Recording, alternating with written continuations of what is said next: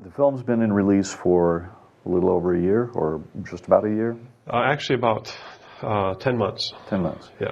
What's been the response so far?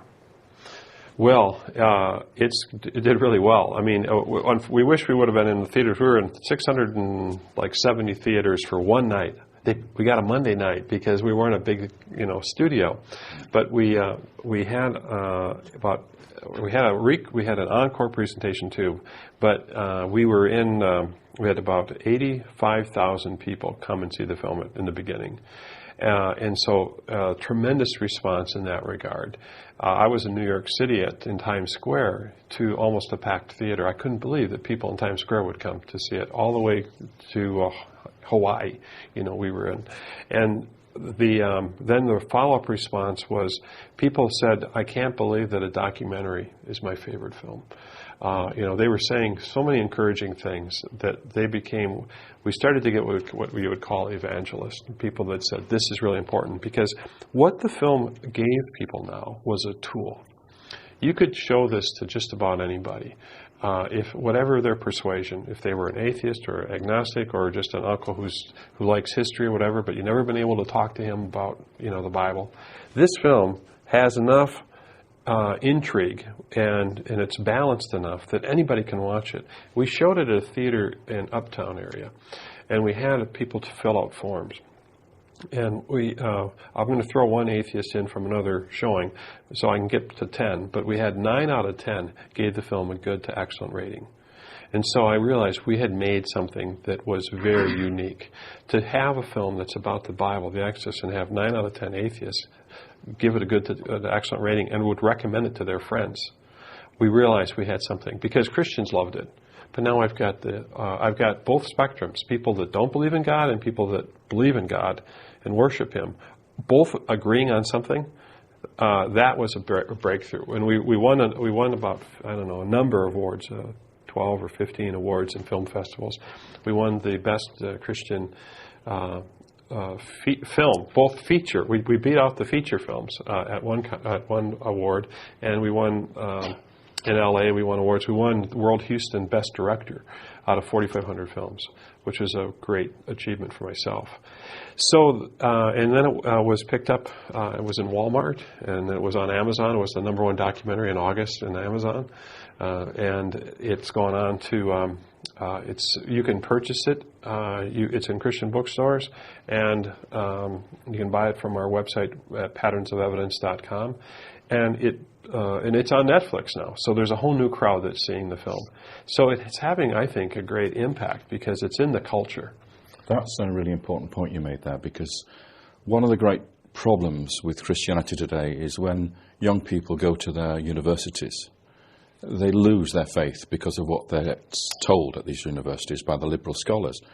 And the liberal scholars are basing their evidence on the same evidence that scholars in archaeology have found no evidence for the Bible in the time of Ramesses II for Exodus, etc. So what this film does is it not only helps us to get those people back into the fold, but it means that because it's a strong visual representation of the story, that's what kids tune into. They're not so keen on the words. They want to see the impact on a big screen. And so the effect on youth is a very, very strong effect, which is what you've experienced, isn't it? Yeah. And this is something that's really important, that those kids are not going to go to university and lose their faith. They're going to be reinforced by this film. And so it's interesting that you're finding that the audience that's attracted to the film is not strictly those of faith already, but not at all. You're finding that it's appealing to the non-believing. Yeah. Big time. Audience. Yeah, people are like, their heads are spinning, and I'm really pleased with that, because it's giving people something to think about. And I think this is the issue, is that there's actually an entry point into people's lives. And oftentimes, it's not just the heart. It can be the mind. In fact, that's probably some ways how people leave faith, is through their mind. Well, people can come to faith because of the way they think, or what they've been challenged to think about. And I think that if anyone is honest after they watch this film, they're going to go, you know what, something's going on here. And if you show someone 2 hours of an investigation where you're telling them the entire biblical narrative from Abraham, through to the conquest, there's going to be a residual effect. And I think that this film is good in that way, because it's a great opportunity for people to not, in a non-threatened way, because they have questions about this. Many people who are atheist or agnostic actually have family members who are people of faith that believe in the Bible. And there's an alienation between them. They can't talk about these things. This, I think, has been a great opportunity to basically watch this and go, okay, well, let's talk now. We've got something we can talk about. So, David, has the process of making the film had any impact on you in your agnosticism? Can I say that I'm getting there? Is that a valid thing to say? Getting where? It's a long, stony road that I travel, because as a historian, you have to take the reality of the biblical story in the archaeological evidence and the narrative as truthful, as real now. So I'm conflicted by the events of the conquest, the destruction of those Canaanite cities and the populations. I'm conflicted with Saul forgiving the Amalekite, but then being cursed because of his forgiveness. Whereas the New Testament, I can grip that and hold to that very strongly. I struggle with some of the narrative stories or the realities of the Old Testament narratives. That's where I have my problem at the moment. And as a historian, you have to face the realities of what that text is actually telling us. So I grapple with those issues, those moral issues, whereas I find total empathy with the Jesus narrative and the teachings of Jesus. So that's where I struggle. I struggle with the time, if you like, the time of the Exodus narrative, the time of the conquest, those years in the pre-Christian era, if you like. Mm-hmm. That's where I struggle. But you can't separate the two, because the New Testament is dependent on the Old. It's linked without any question.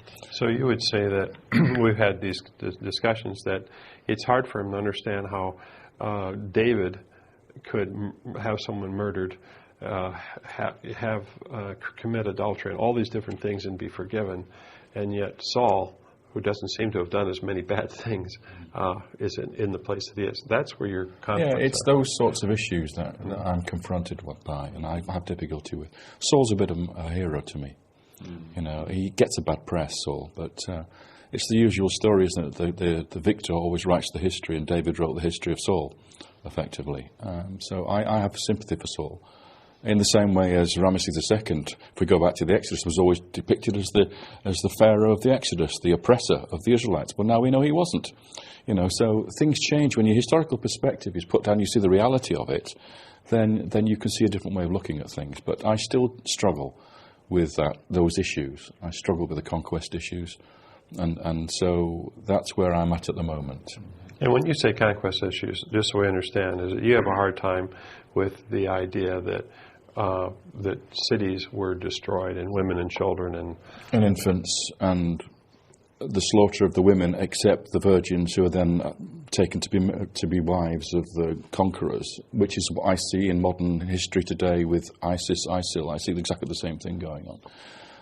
Where they take Christian women and they take them as wives, and I just find it hard. So your struggle is not with the historicity of the Not events. at all. Your struggle is with the moral, ethical issues they depict of that particular era, and I see a difference in the New Testament. I see a very different teaching. You love your enemy, you love your neighbour, you forgive people. There's none of that in the Old Testament that I can see. Well, I think that's where the locus of the discussion has to happen, as the new covenant is new covenant, and grace is grace in ways that weren't affecting the Old Testament accounts. One of the questions that I have for you, David, is that this idea of the new chronology, which is the basic thesis of the film and of your particular position, has not been embraced widely by the academic community. And why is that? Well, could I add one thing? Sure. Actually, the basic thesis of the film is we're looking for patterns. Right. And the question then, which we haven't explored, is why.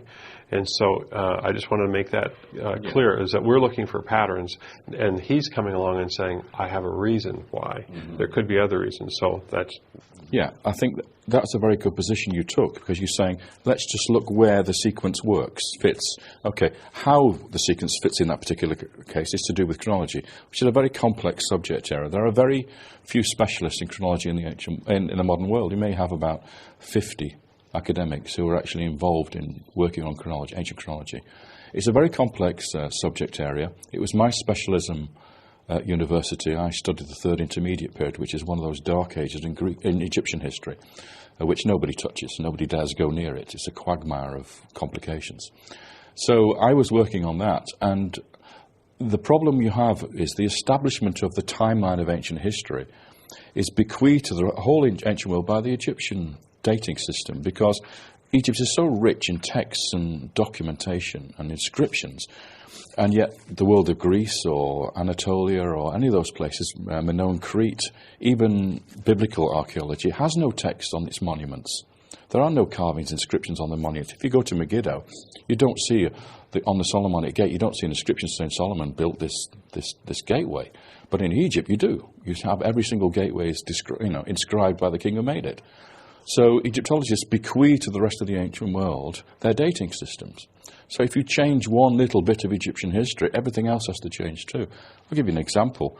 We have the Trojan War in the late Bronze Age in Anatolia between the Greeks and the Trojans, and then you have Homer writing about it 400 years later.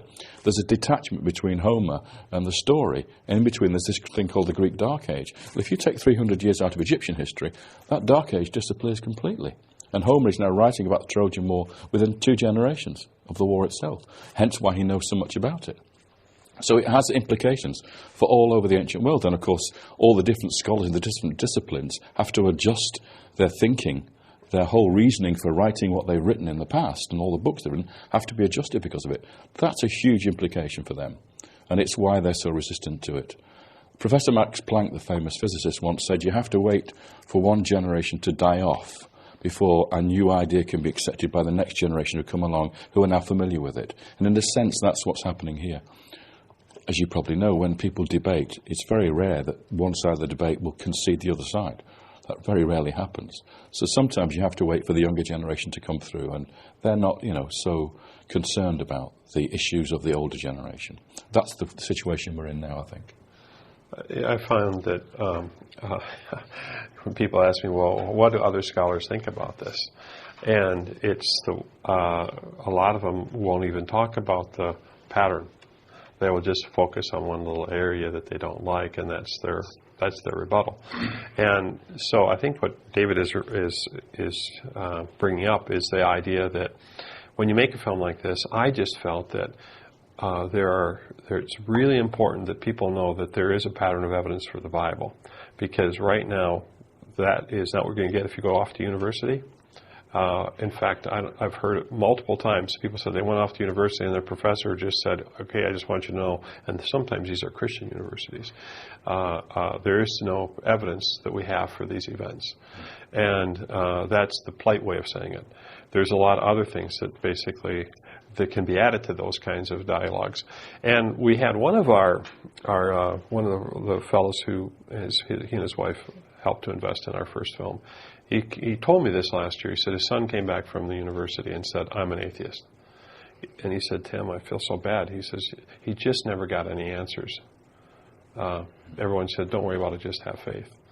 And if you're an intellectual or a thinking type person, that doesn't work very well, because you're in conflict, and eventually you say, you know what, I'm not going to follow this. There's no evidence there. There's no, and I do think that the mainstream, let's say, way of thinking, academia, basically wants to put people of faith into this touchy-feely thing over here, and that they're the intellectuals. But I don't think that history actually demonstrates that at all. And we won't get into all the characters that were incredibly intellectual that were people of faith. But you can't have one or the other. We've talked about this. You have to have faith and reason. And so we shouldn't be afraid, right, of the of the intellectual dialogue or of the evidence. Because I have I've gone on this 12-year search, and it's surprising how much the patterns are starting to show up if you know what to look for.